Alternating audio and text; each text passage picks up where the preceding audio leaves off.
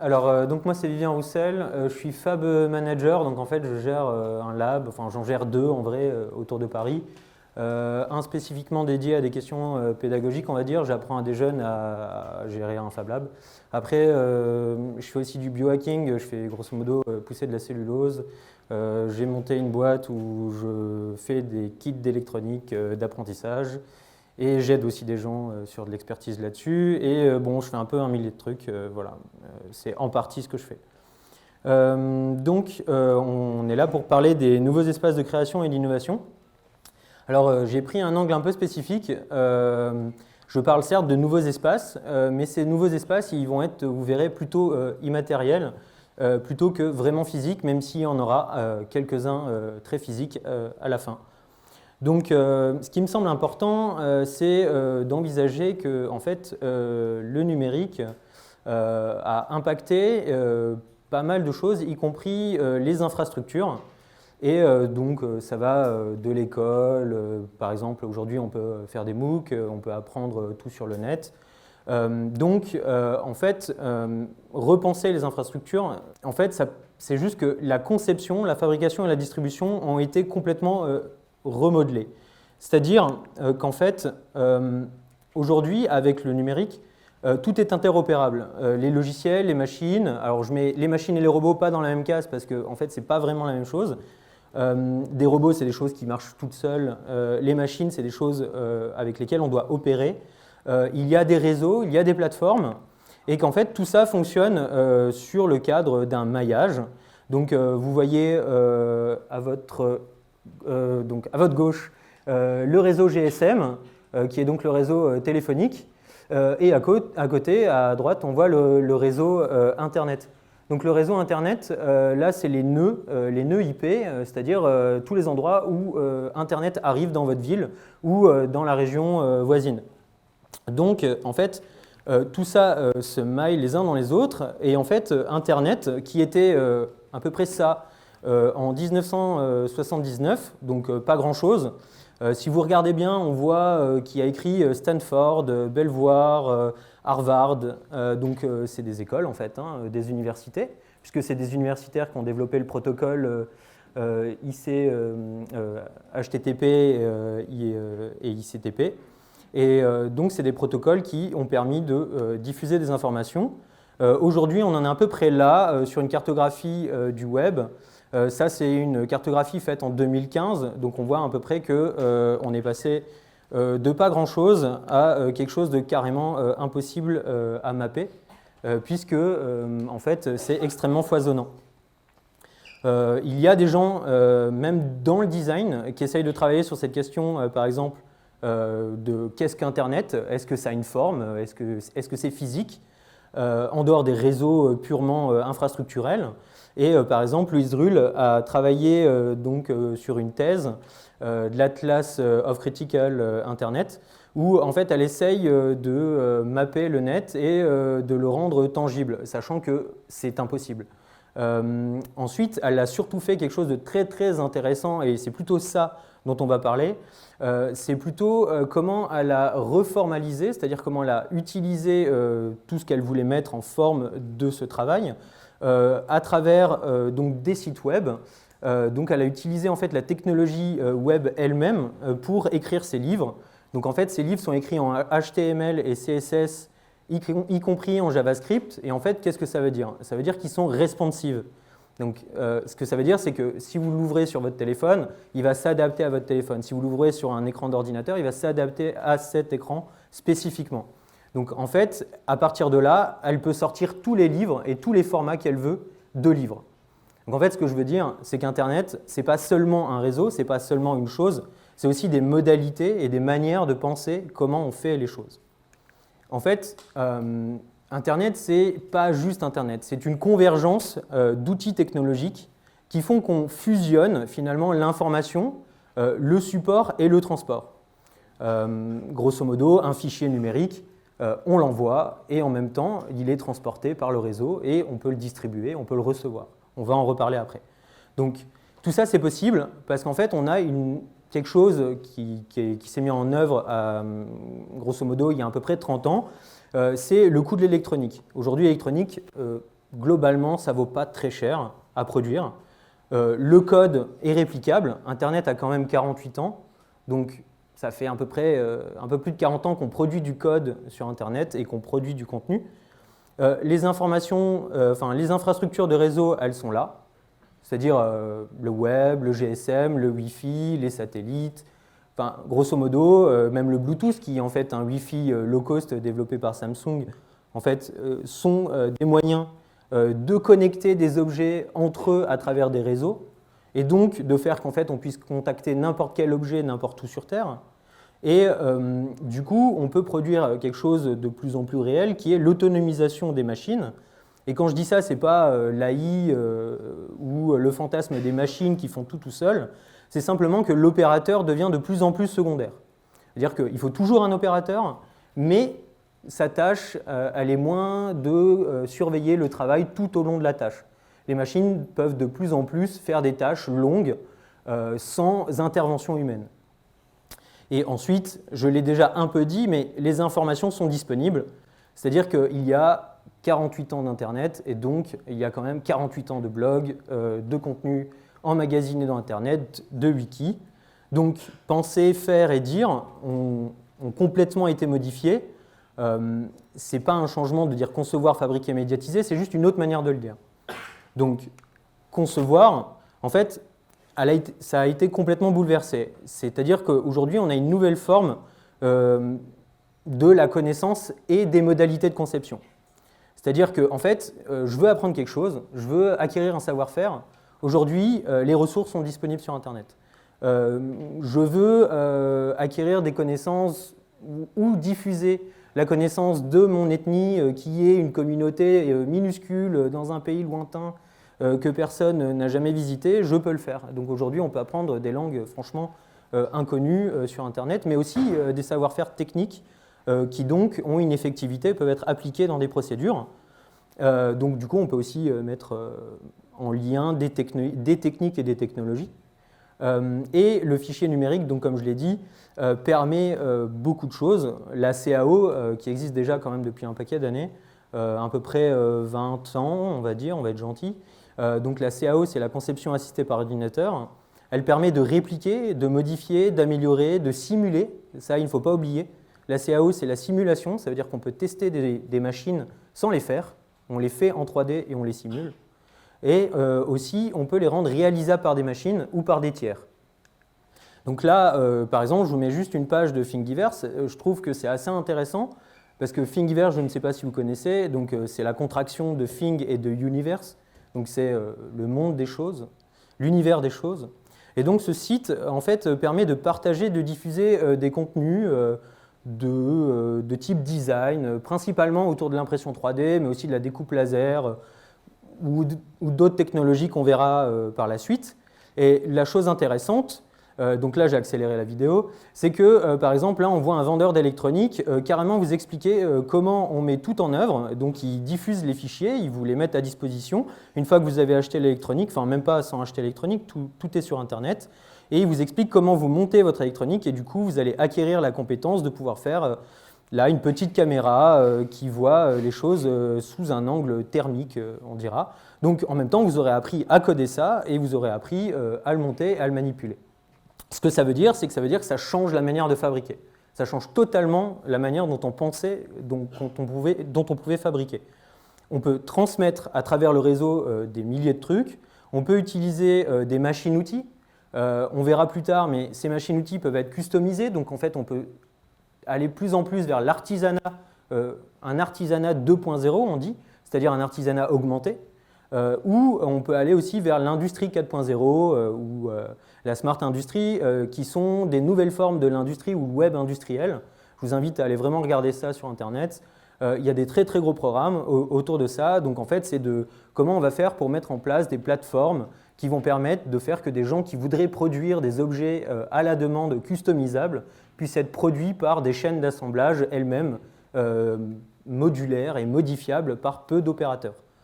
Donc, on est vraiment dans des nouvelles formes de production et de distribution.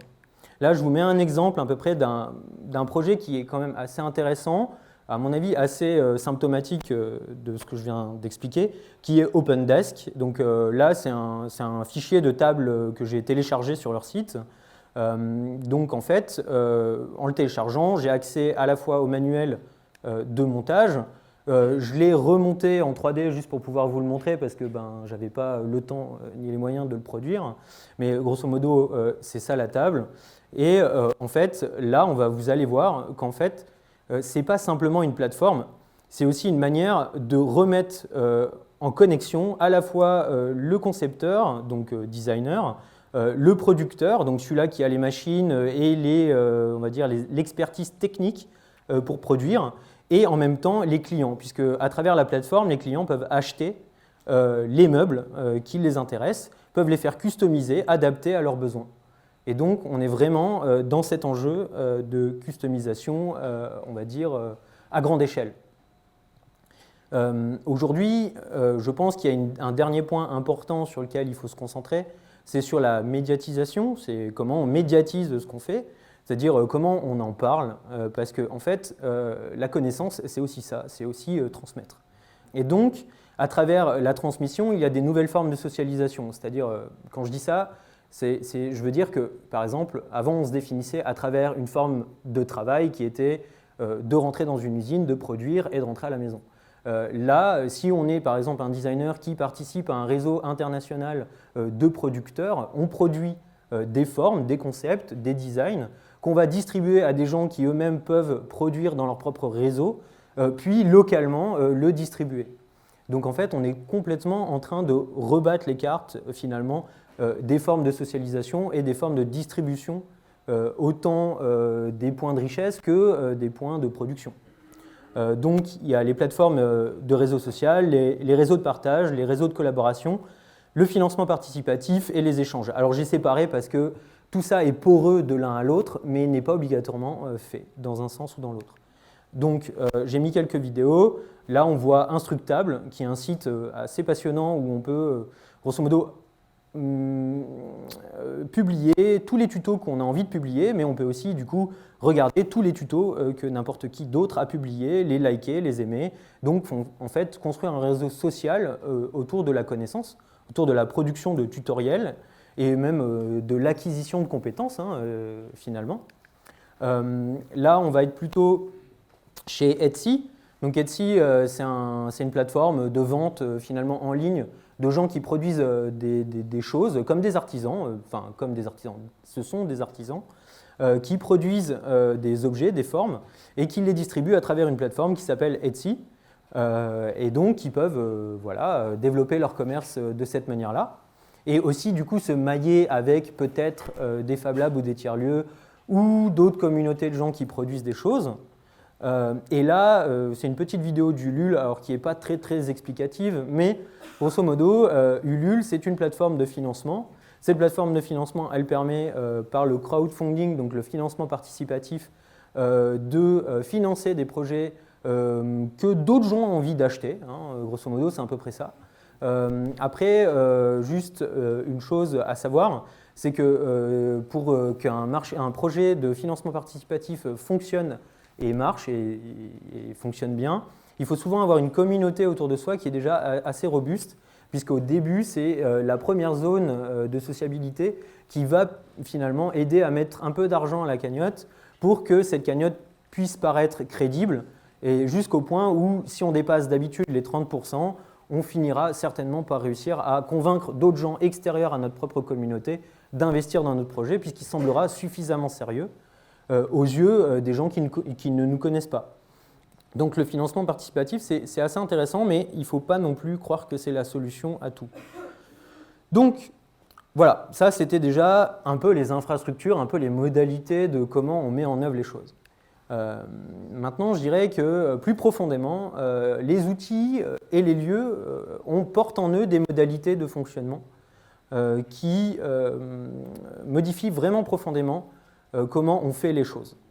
Et je voulais principalement me concentrer sur trois choses, qui est la programmation, l'open au sens global, on y reviendra, et l'accès aux outils. Donc l'accès aux outils, ça peut être très bien juste apprendre par des tutos, mais ça peut être aussi avoir accès à un tiers-lieu de fabrication numérique. Donc, tout ça, c'est des nouveaux paradigmes. Ça veut dire que la programmation, elle est maintenant envisagée aussi comme une matière. Beaucoup de designers parlent de ça, parlent de la programmation comme matière. Et elle permet ce qu'on appelle la version et la parenté. J'y reviendrai. Ça, c'est un concept un peu spécial qui vient de la programmation pur jus, mais qui est extrêmement intéressant et qui, aujourd'hui, est en train de produire vraiment des choses très, très différentes. Il y a l'open, donc l'open source, l'open hardware, l'open design même. Donc l'open source, c'est le logiciel ouvert. Et il y a l'open hardware qui est en fait les plans d'électronique disponibles et gratuits, on va dire. Ça veut dire que des gens mettent à disposition des plans d'électronique. Les machines deviennent ajustables et modifiables. Donc là, on reparle à nouveau d'une forme de nouvel artisanat.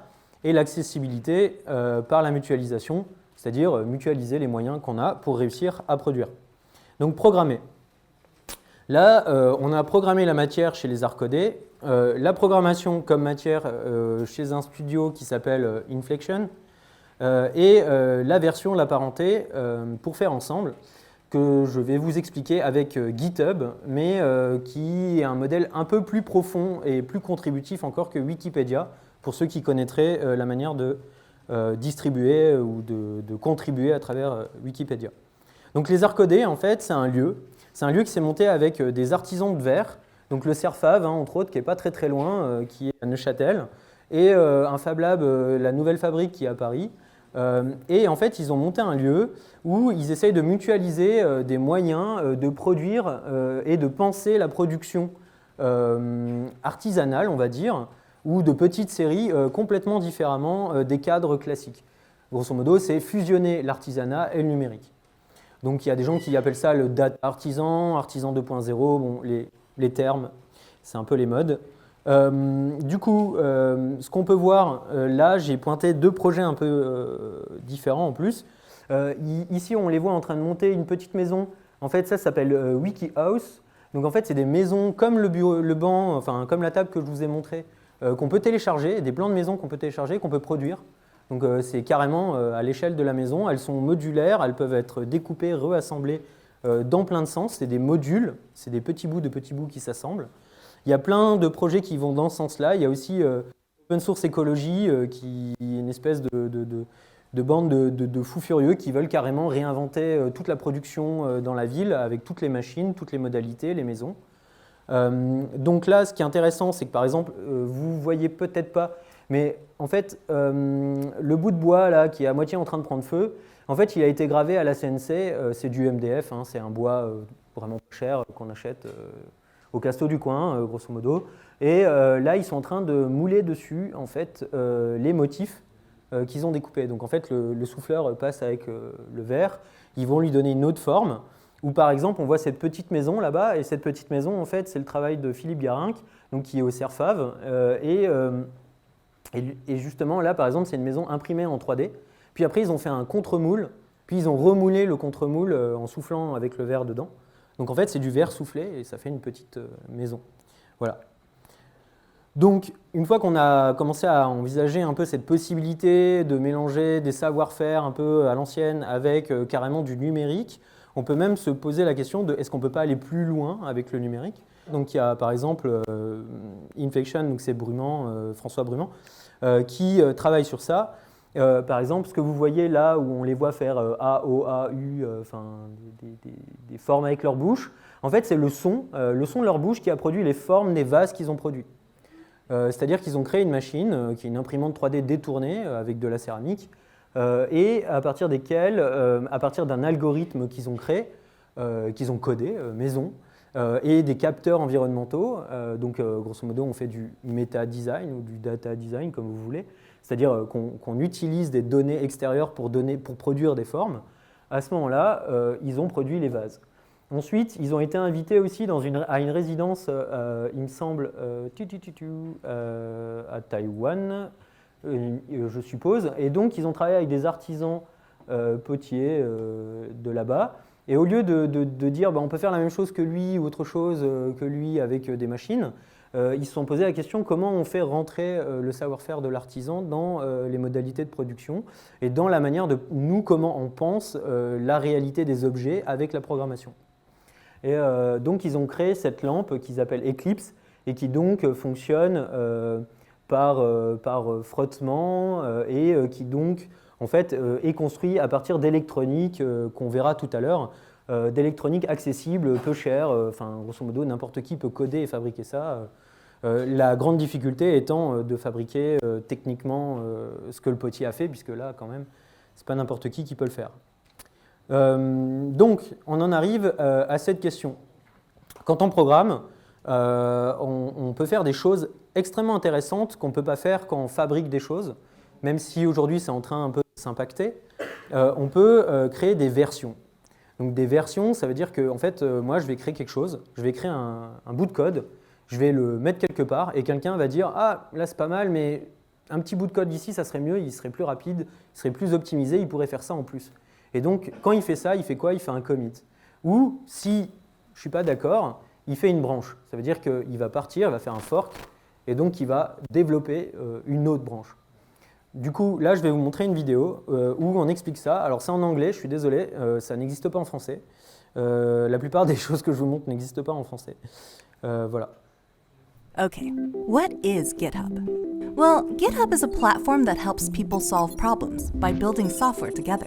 So, how does it work? This is Sam. Sam works on tractors all day, but not in the way you might be thinking. She builds the software that helps make tractors more efficient. And she does this on GitHub with the help of her team, Vijay, Melinda, and Mike. Now, even though they all work on the same project, Sam and her team don't all work in the same part of the world. This is Eddie. Eddie also works on tractors all day, except he actually works on the tractors all day. And this is the Harvester L700. It's the latest flagship in the company's fleet of tractors. It's full of sensors and processors that produce a ton of diagnostic data.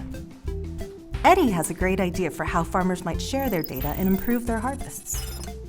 So Eddie opens an issue on GitHub. Issues are discussion threads where people can report bugs, request features, or even just ask questions. Sam is the first one on her team to see Eddie's issue, and she thinks that Vijay would be the best person to start the job. And here's where we get into the nuts and bolts. Eddie isn't the only person using the Harvester L700.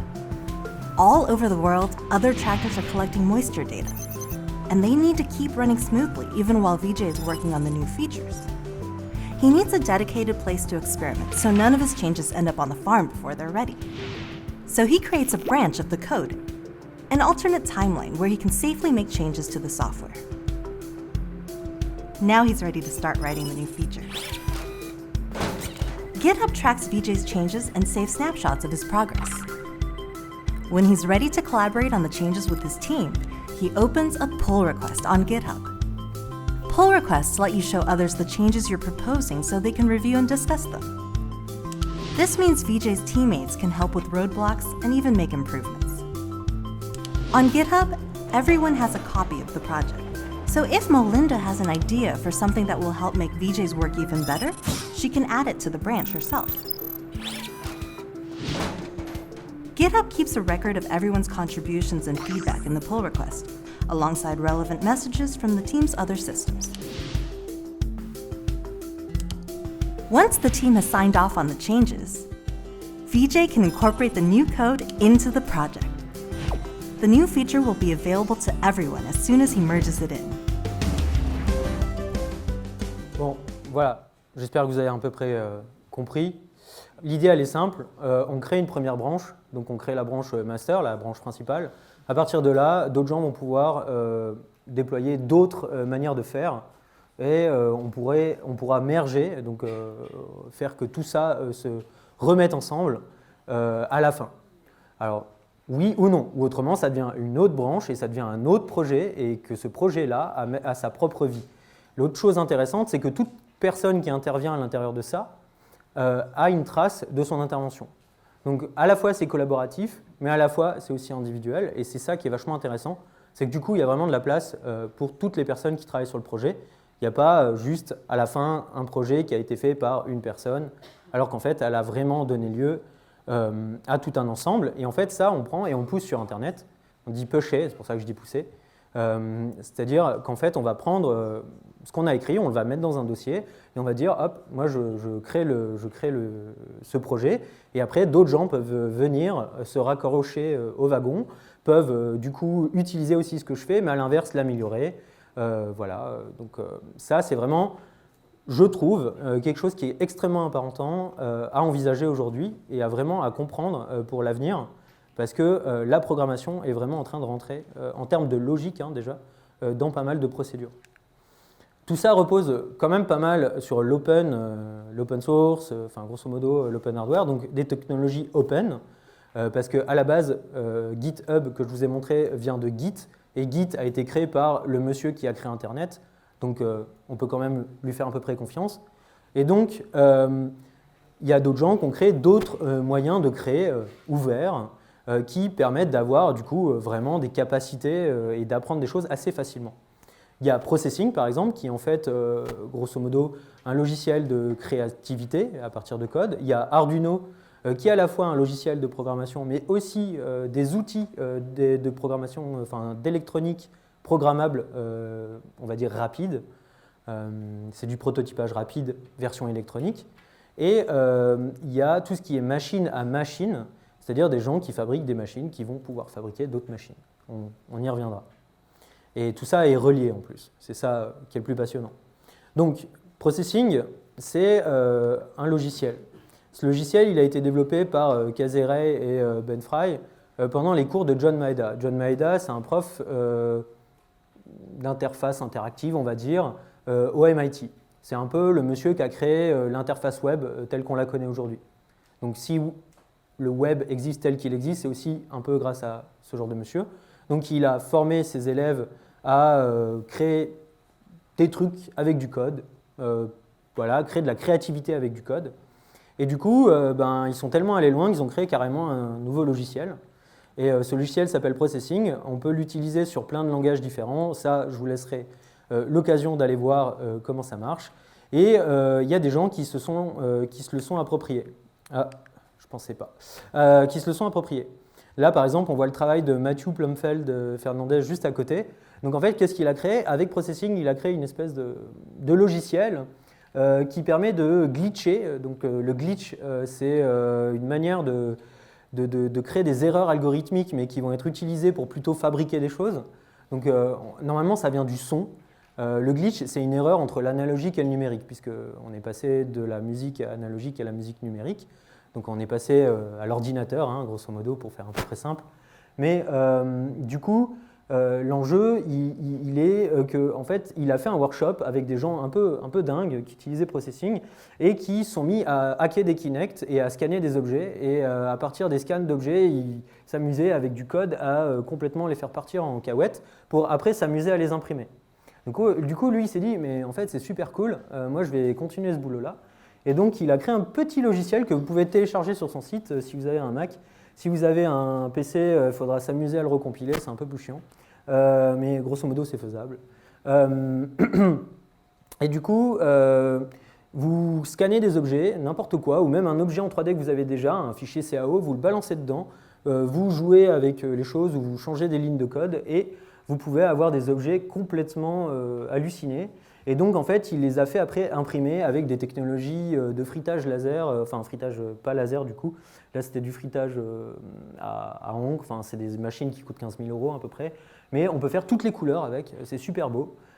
Et du coup, il a fait ces pièces-là. Je vous invite à aller voir l'exposition Imprimer le monde qu'il y a eu à Pompidou sur ce genre de choses. Voilà. Là, il y a une petite vidéo où on voit quelqu'un, donc j'ai accéléré, quelqu'un qui utilise aussi Processing pour créer des nouveaux algorithmes pour utiliser les imprimantes 3D autrement. Voilà. Et donc, du coup, elle crée des formes que normalement une imprimante 3D est incapable de faire. Voilà. Donc, c'est de l'expérimentation, mais cette expérimentation, elle va aussi mener à force à produire des nouvelles formes, des nouveaux procédés, des nouvelles manières de faire. Voilà. Tout ça est relié parce que, en fait, tout tout petit peu plus tard, quelques années après, parce que là, Processing, on était plutôt vers 2002, 2005, quelque chose comme ça. Arduino, on est plutôt vers 2005-2008, il me semble, je crois, même peut-être avant.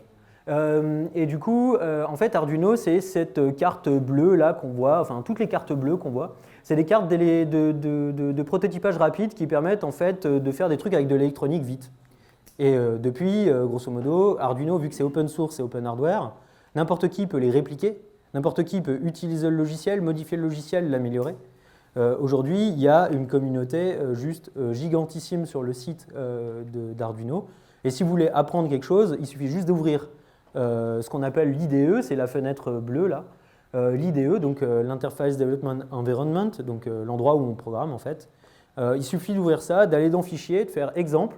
Et là, vous avez des librairies à télécharger de fou pour tous les composants qui existent sur Terre, puisque, comme j'ai parlé tout à l'heure, il y a une convergence technologique.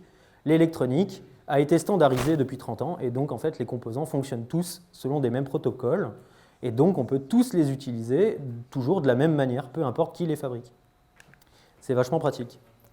Du coup, je vous ai bien cassé la tête, maintenant on va passer à RepRap. Là, c'est 3 projets vachement intéressants. C'est des projets de machines qui font des machines ou qui fabriquent des choses. Donc, on va commencer par RepRap. Donc là, j'ai mis une vidéo un peu à l'arrache. C'est monsieur Adrian Bauer, donc le monsieur que vous voyez, l'université de Bath, qui a, autour de 2005, eu l'idée de se dire est-ce qu'on n'utiliserait pas le fait que le brevet de l'impression 3D de filaments fondus est tombé dans le domaine public pour essayer de fabriquer des machines qui ne coûteraient rien à fabriquer et qui s'auto-répliqueraient en plus. C'est-à-dire que toutes les pièces de la machine, c'est d'autres imprimantes 3D qui les ont faites. Donc en fait, c'est un peu un truc sans fin. C'est un espèce de... Enfin, la blague, c'est de dire que c'est un mélange entre le darwinisme et le marxisme. Voilà, pour faire un peu court.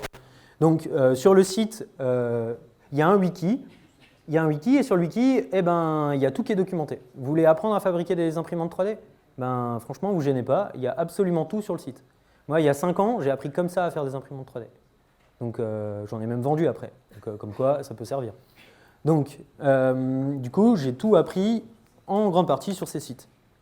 Et là, on va un peu vers ce qu'a pensé, ce que je vous ai montré tout à l'heure de GitHub. On voit une espèce d'arbre à fork de machines.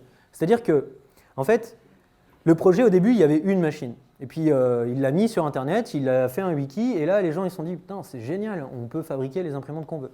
Donc, il y a des gars qui sont venus, ils ont dit, mais en fait, si on faisait ça comme ça marcherait mieux. Et si on faisait ça comme ça marcherait mieux. Et si ça... Donc, en fait, ils ont fait du fork. Donc, en fait, ils ont fait du Git. Voilà. Et ils ont créé des machines versionnables, on va dire. C'est-à-dire qu'il y a des parents. Il y a le grand-papa qui est Darwin, et puis après, il y a les autres. Il y a Mendel, il y a Prusa, il y a Mandel-Max, il y a les Kossel, il y a les Rostock. Voilà, il y a le papa et après il y a tous les enfants. Et donc tout ça permet de faire des machines toujours plus performantes.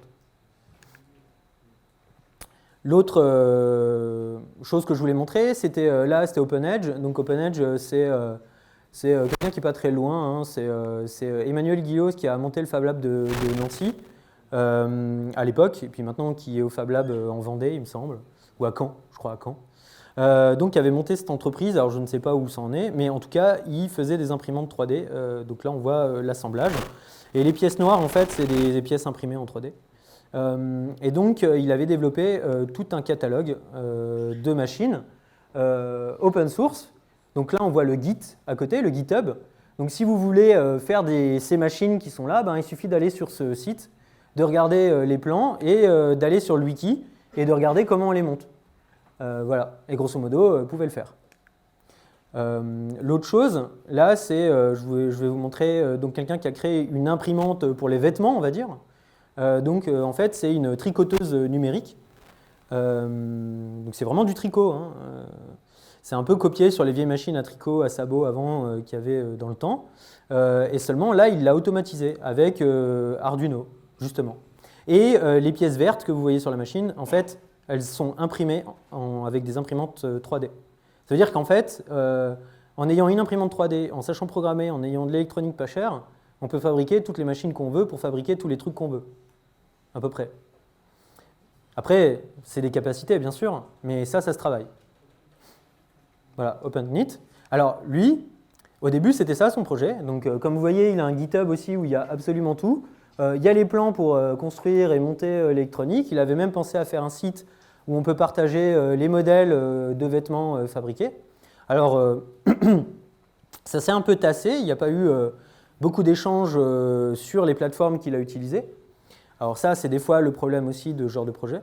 Mais il a transformé ça en autre chose. C'est-à-dire, ça, c'était le modèle qu'il a fait au début. Et puis ça, c'est le modèle qu'il vend maintenant, après une campagne de Kickstarter où il a levé 600 000 € et où il est allé chez des incubateurs, dans un incubateur chinois d'ailleurs qui est à Shenzhen, qui s'appelle Axe, et qui du coup finance des projets, enfin aide au développement de projets plutôt prometteurs, on va dire. Donc ils aident aussi ce qu'on appelle les makers à rentrer dans le monde industriel. Donc là-haut, on voit les vêtements qu'il fabrique maintenant avec sa machine. C'est quand même pas tout à fait le même niveau que ce qu'il faisait avant. Donc cette machine, je crois qu'elle coûte 5 000 €, ce qui n'est pas si cher que ça pour avoir une machine qui produit des choses dans un magasin. Voilà, donc tout ça, on en arrive à une chose, c'est là pour le coup des lieux qui existent, des lieux physiques. Et ces lieux physiques, ils ont été vachement connus par le projet des Fab Labs, donc laboratoire de fabrication. En français, on a tendance à rajouter numérique, parce qu'autrement, ça serait simplement un atelier de fabrication, ce qui existe déjà depuis très longtemps. Et en fait, c'est Neil Gershenfield, donc, qui est professeur à MIT, qui a eu un peu cette idée. Alors, elle ne vient pas totalement de lui. En fait, il a copié les hackerspaces allemands et les makerspaces, comme on dit, américains, c'est-à-dire des endroits où des gens venaient pour mutualiser à la fois leurs outils, même les moyens d'acheter des machines qui ne pouvaient pas s'acheter tout seuls, et aussi des compétences. C'est-à-dire, moi je suis dans l'aviation, je suis bon sur tel truc en électronique, mais j'y connais rien là-dedans, est-ce que tu peux m'aider? J'aimerais bien construire des trucs. Alors il y a des gens qui construisent vraiment des trucs de dingue, hein. Il y a un hackerspace à Paris qui s'appelle l'Electrolab, qui ont envoyé des trucs, qui ont réussi à faire envoyer des trucs dans l'espace à travers les projets européens d'envoi d'objets dans l'espace. Donc ils ont quand même créé des choses assez sérieuses. Je vous invite à aller voir un peu ce qu'ils font. Et donc les Fab Labs, il y en a vraiment partout. Mais en fait, on aurait pu mapper par-dessus cette carte toute la carte des hackerspace, toute la carte des makerspace, toute la carte des Media Labs. Enfin, tout ça, c'est des lieux, des noms, des terminologies un peu différentes, mais pour dire la même chose. Des endroits où des gens se rassemblent pour apprendre et développer des projets qu'ils ne pourraient pas faire tout seuls, grosso modo. Il me semble d'ailleurs que vous êtes en train de monter un Fab Lab ici. Donc, grosso modo, ça peut donner ça. Donc là, on voit un Fab Lab plutôt orienté éducation, ce qui est quand même aujourd'hui le grand développement des Fab Labs. Mais pas que. Il y a aussi le Fab Lab qui intéresse les RH. Et donc là, on voit par exemple ce qu'on appelle l'ambidextrie des salariés. Donc ça, c'est de l'ergonomie, grosso modo. C'est des gens qui réfléchissent à comment on peut créer de la capacitation, de l'empowerment, comme on dit dans d'autres termes, chez les employés de son entreprise pour pas qu'ils partent, voire pour même qu'ils développent des nouveaux projets au sein de l'entreprise qui pourraient peut-être aider l'entreprise à même trouver des nouvelles filières. C'est un peu ce qui était arrivé avec les gens qui ont inventé 3M, les gens qui ont inventé le post-it. Enfin, il y a des millions d'exemples comme ça. Renault a construit son lab et est en train d'en monter aussi en Chine. Là, c'est le e-lab de Air Liquide. Air Liquide, c'est un prestataire pour des très grosses entreprises pour faire de la prestation, on va dire, d'ingénierie quand même d'assez haut niveau. Et là, c'est le Tech Shop. Donc le Tech Shop qui est une espèce de middle entre le Fab Lab et ce que je vous ai montré avant, c'est-à-dire Air Liquide, qui est plutôt un endroit où à la fois des amateurs vont venir apprendre des trucs, des auto-entrepreneurs vont pouvoir venir acheter du service de machines et avoir accès à des machines qui coûtent extrêmement cher que la plupart des Fab Labs ne peuvent pas avoir. Et puis aussi peuvent aussi faire leur popote dans leur coin sans qu'on les embête, puisque des fois, il y a aussi des mélanges entre des intentions politiques, on dira, dans les Fab Labs, les hackerspace, les makerspace, pas obligatoirement conciliables avec des gens qui ont juste besoin finalement de lieux de production. Et donc, du coup, ils cherchent des lieux comme ça. Donc, des lieux comme ça, il y en a plusieurs aujourd'hui à Paris ou même autour dans la France, globalement, même dans le monde. Enfin, il y en a vraiment partout. Donc c'est plus des incubateurs, on va dire. Et là, par exemple, on voit des gens qui font le tour des Fab Labs dans le monde entier. Ils font autant le tour des Fab Labs un peu privés que de Fab Labs associatifs ou montés par des communautés. Ça s'appelle Maker Tour, donc ils ont un site où tout est documenté. C'est pas mal d'aller voir un peu ce qui se fait, on voit vraiment tout. Puisque l'année dernière, ils ont fait l'Asie, donc ils sont allés jusqu'en Inde. L'année prochaine, ils feront le Brésil. Et après, ils avaient fait toute la France et une bonne partie de l'Europe. Faut savoir aussi, juste pour information, tant que j'y pense, cette année, c'est Fab 14. Donc Fab 14, la rencontre internationale des Fab Labs. Ça a lieu en France. Ça a lieu un peu partout dans la France. Il y aura des cellules dispatchées. La cellule EDU aura lieu, d'ailleurs, éducation, aura lieu dans l'Est, entre Strasbourg et Bataille, puisqu'à Bataille, ils sont en train d'essayer de monter un programme, puisqu'il y a une ville entière à disposition, hein, à peu près, pour dire vite, et que, autrement, l'événement aura lieu entre Paris avec Fab City. Je reviendrai peut-être sur qu'est-ce que Fab City, vite fait, ou peut-être dans les questions, ce sera plus simple. Et puis, aussi, il y aura l'événement à Toulouse, qui est reconnu comme le plus vieux Fab Lab français. Donc ça, c'est après à discuter. Donc, l'enjeu, je dirais, aujourd'hui, c'est de repenser le design. C'est de repenser l'articulation des modalités de faire design. Donc, il y a plein de gens qui créent des mots de type open design. Donc, est-ce que ça ne serait pas une forme de fork du non-design des années 60, enfin 70 ? C'est-à-dire cette vague qui était un peu contre une forme industrielle du design. Le méta-design, qui serait plutôt donc la question de comment on va utiliser des capteurs environnementaux, on va dire, pour faire court, comment je pose des capteurs un peu partout. Et grâce à ces capteurs, je vais produire des formes qui seront adaptées à l'endroit où je vais disposer ces formes. Par exemple, créer une toiture qui a la forme du vent qui passe à l'intérieur de l'endroit où on monte la toiture. Ça a été fait. Le design de data, donc ça va être plutôt, on est presque plus dans la programmation, mais ça existe aussi. Le social design, qui est une grande vogue actuelle, qui pose des questions quand même, donc qui serait de designer des habitudes, des modalités de vivre ensemble.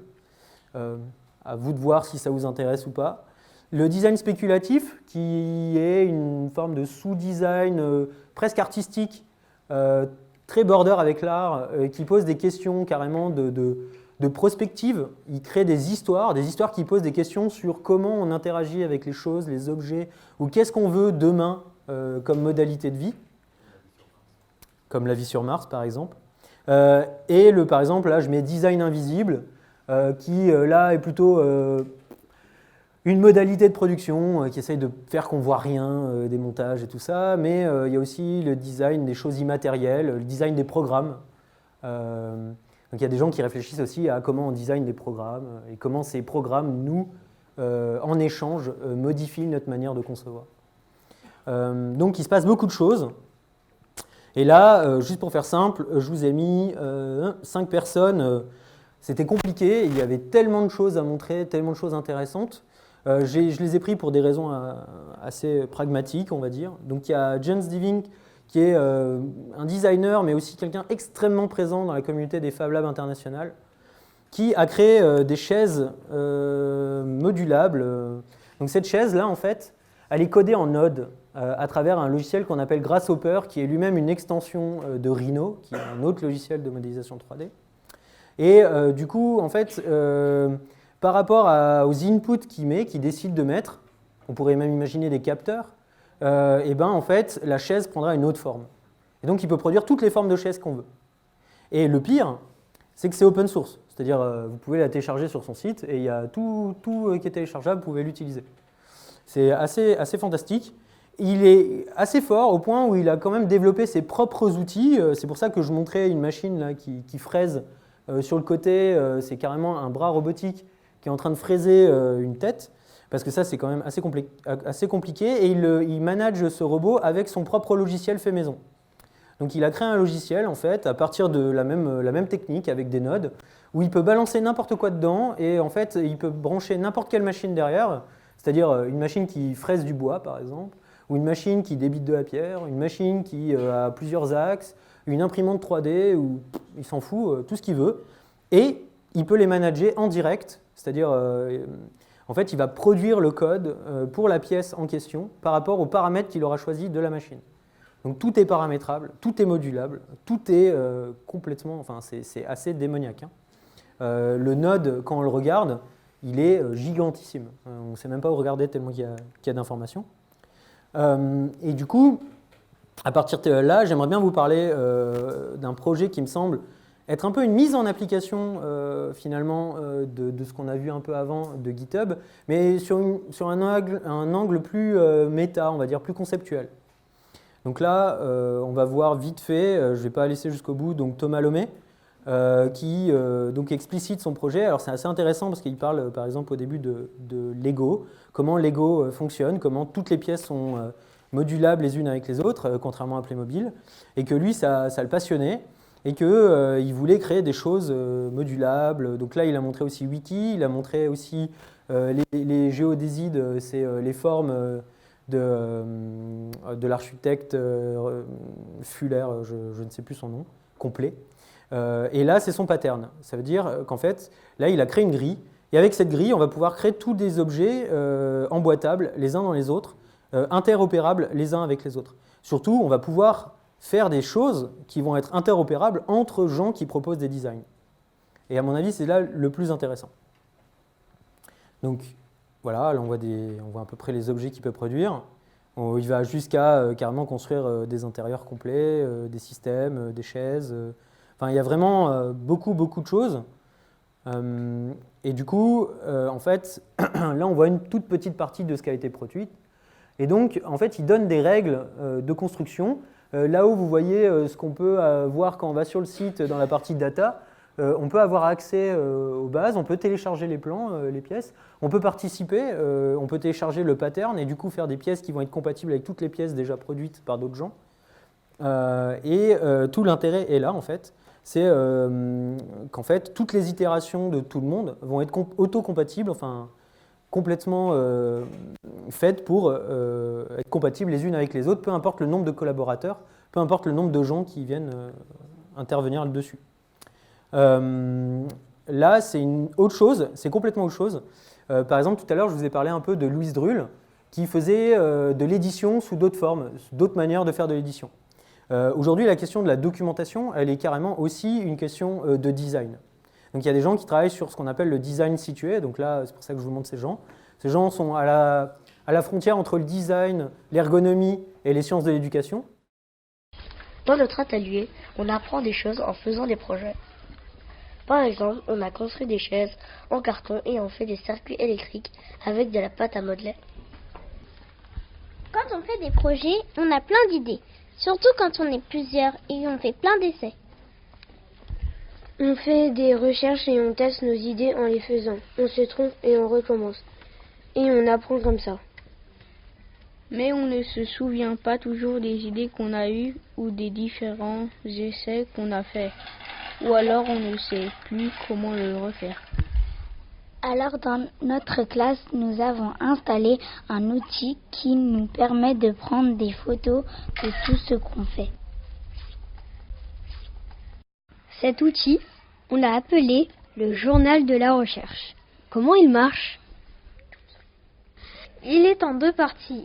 Il y a un endroit pour prendre des photos et une interface pour consulter les photos qu'on a prises. Chaque élève dans la classe a un profil sur cette interface. On peut utiliser plein d'appareils photo différents. Un gros, un tout petit, un téléphone, une tablette. On peut aussi écrire pour se souvenir des étapes et décrire notre sujet. On peut noter là où on en est et là où c'est difficile. On peut regarder les projets des autres et leur laisser des commentaires. Grosso modo, c'est une forme d'e-portfolio, c'est ce qu'on utilise aujourd'hui dans l'éducation pas mal, dans les MOOC, même, voilà, c'est un e-portfolio numérique, un peu simplifié, plus ludique pour des enfants de CP, puisqu'il a été testé sur des enfants de CP, et la vidéo a été faite par ces enfants de CP qui ont eux-mêmes écrit le scénar et fait la vidéo, quand même. Donc du coup, en fait, c'est des gens qui vont réfléchir à d'autres manière d'encapsuler la connaissance et la production. Et en fait, je ne sais pas si vous avez écouté ce que disait l'enfant, mais en fait, il parlait d'itération, il parlait de conception, il parlait grosso modo de design thinking en fait. Donc en fait, on peut former même des enfants au design thinking. Ce n'est pas un truc de l'apanage des adultes. C'est un truc qui peut être appris à n'importe qui, et en fait, c'est une modalité de fonctionnement. C'est une manière de concevoir, de penser. Et en fait, cet outil a été aussi mis à disposition dans des Fab Labs, puisque la grande maladie de la plupart des tiers-lieux, c'est de réussir à documenter ce que les membres font dans le tiers-lieu, puisque la plupart des gens viennent, produisent et puis s'en vont, ou documentent mal. Ce qui fait qu'en fait, la problématique de documenter, vous allez vous dire, mais c'est pas grave, on s'en fout. Le problème, c'est que vous-même, vous avez appris des choses grâce à des gens qui les ont finalement mis sous une forme pour que vous puissiez l'apprendre. Donc ils l'ont formalisé. Donc ils sont donnés ce mal-là. Si ces gens ne l'avaient pas fait, vous ne pourriez pas apprendre ça. Donc déjà, si vous ne le faites pas, ça veut dire que vous ne voulez pas aider d'autres gens à apprendre. Donc déjà, c'est un peu idiot. Ensuite, pour vous-même, formaliser sa connaissance, c'est hyper important. Et en fait, c'est même une des meilleures manières pour la structurer, et donc pour même encore mieux retenir ce qu'on fait, et ce qu'on veut dire, ce qu'on veut faire. Donc voilà. Et du coup, GitHub, par exemple, permet à la fois de forker, à la fois de documenter, puisqu'on peut le plugger avec un wiki, et donc on peut faire tout ça ensemble. C'est-à-dire que tout est autocompatible, c'est ce que je disais déjà tout à l'heure, mais vous avez vu, on peut mettre n'importe quel appareil photo dessus, donc il est modulaire. Mais il est modulaire au point où il a plusieurs fonctionnalités, il a plusieurs manières de s'assembler. Donc on peut l'utiliser pour plein d'usages différents. Voilà. Donc là, on arrive plutôt vers des gens qui utilisent les technologies pour donner des capacités à d'autres gens. Puis après, on aura un dernier projet et après, ça devrait être bon. On pourra parler d'autres choses. Moi, je voulais jouer de la batterie. Mais j'ai perdu ma main, à 18 ans. J'ai dû apprendre à me servir d'une prothèse, sauf que je ne pouvais faire qu'un mouvement. Les autres modèles, plus performants, sont très chers. Et un jour, je suis entré dans un Fab Lab, un laboratoire de fabrication. J'ai observé les imprimantes 3D, j'ai vu les cartes électroniques, et je leur ai demandé si on peut pas faire une main avec ce truc. Johan m'a répondu, bah ouais, on peut essayer. Et c'est comme ça qu'on a fabriqué ma première main. Et c'est pour offrir cette chance à tous qu'on a créé notre association, My Human Kit. Donc là, on voit les itérations de prototypage de main. Donc par exemple, ce que vous voyez là-bas où il y a une puce toute faite avec une carte toute faite, ça à mon avis, c'est plutôt du hacking et du rétro-engineering d'une main qui existe telle qu'elle. Peut-être une amélioration aussi. Par contre, là, on voit très clairement que c'est fait avec de l'Arduino, là aussi, là-bas aussi. Donc en fait, il a plu, grâce à des outils finalement assez simples et d'autres gens, prototyper et designer un objet extrêmement utile pour lui, mais aussi utile pour d'autres gens. Donc il a participé à pas mal de projets. Je vous invite à aller voir un peu ce qu'il y a sur Internet sur ça. Il y a un paquet de trucs. Et le dernier projet qui me semble intéressant aussi, c'est Precious Plastic. This bottle is made from plastic. Actually, a lot of things we have are made from plastic.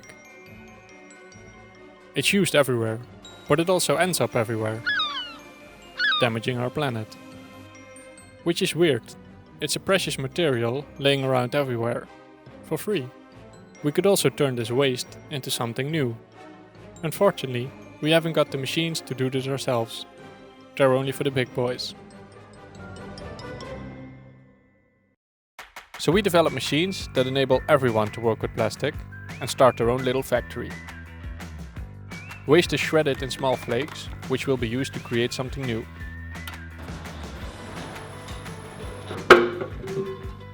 You can work freely with your hands, or make your own molds to set up a small production. It's like being a craftsman in plastic. Love the space you recycle colors, or keep it plain simple. You can create little containers and pots, make your own functional tools, or use them to create new raw material. Now you can turn plastic waste into something valuable. We love to see plastic getting recycled all over the world, so we share the blueprints of these machines online, but also step-by-step instruction videos, lessons about plastic, tips and tricks, and useful templates. A complete package with everything you need to get started. ready to download. The machines are specifically designed using only basic tools and low-cost materials that are available in every corner of the world. And they are developed modular in different parts. In this way, you can always upgrade, repair and customize them, or even adapt them to your environment. Wherever you live, you should be able to build them yourself, or find a local handyman to help out. Grosso modo, on revient toujours au même. Encore une fois, c'est modulable, c'est documenté, il y a des packages complets avec des templates, avec des manières d'utiliser, on peut reproduire tous les outils, il y a des plateformes où on peut avoir carrément accès à toute la connaissance. Donc n'importe qui, là, aujourd'hui, peut s'inscrire sur la plateforme, dire qu'il habite à tel endroit, qu'il voudrait faire un projet de Precious Plastic, trouver d'autres gens avec qui s'amalgamer, puis, au fur et à mesure, pourquoi pas monter un lieu, trouver un lieu qui veut bien les accueillir, mettre en place, monter le truc, et à la fin, ils auront aussi la même machine, ils pourront faire des trucs, et peut-être pas les mêmes trucs d'ailleurs. Donc, voilà, tout ça permet de repenser vraiment la question des espaces de création et d'innovation, c'est-à-dire comment le numérique a vraiment tout changé. Là, je vous mets quelques références, si ça vous intéresse, c'est plutôt de la lecture, hein, on est un peu à l'ancienne quand même. Mais voilà, c'est des livres relativement assez intéressants. Le premier, c'est sur le design diffus, un terme qu'a développé Camille Bosquet, qui permet grosso modo d'amalgamer la question de la pratique de l'amateur jusqu'à la pratique du designer, et comment c'est poreux de l'un à l'autre. Et la thèse d'Anthony Mazur, elle est très intéressante. C'est sur la question de comment les programmes à la fois nous impactent, comment aussi les datas sont une matière invisible, mais qui peuvent donner forme à des choses, et comment avec tout ça on peut faire quelque chose. C'est aussi une étude un peu sociologique. Voilà. Les Fab Labs, La Révolution en marche, c'est intéressant parce que c'est un livre généraliste. Si vous voulez aller vite, vous avez un explicatif simple des Fab Labs, quelques exemples de projets, hop, c'est plié. Objectiver, c'est plus lourd déjà, plus concret, mais on rentre dans des vraies questions de design. Il y a des gens qui vraiment se posent des questions sur qu'est-ce que c'est qu'aujourd'hui produire avec ces technologies, avec ces outils. Imprimer le monde, c'est l'exposition qui a eu lieu au Centre Pompidou. Il y a quelques beaux textes aussi sur l'imprimante 3D, sur la conception assistée par ordinateur, qu'est-ce que ça fait. Voilà. L'être et l'écran, on est plutôt dans de la philo, mais je pense que ça fait un bon récap de l'histoire quand même de l'industrie. Malgré tout, tout le premier chapitre est sur le développement industriel et c'est vraiment assez intéressant. Pourquoi on fait du design en fait, hein, grosso modo. Et à quoi tient le design? Là, c'est plutôt carrément philo-philo. Donc là, c'est pour les gens qui auraient envie un peu de s'en aller plus loin. Voilà, je documenterai certainement une bonne partie de ça sur mon Git, donc un guidebook où je rajouterai des références. Voilà.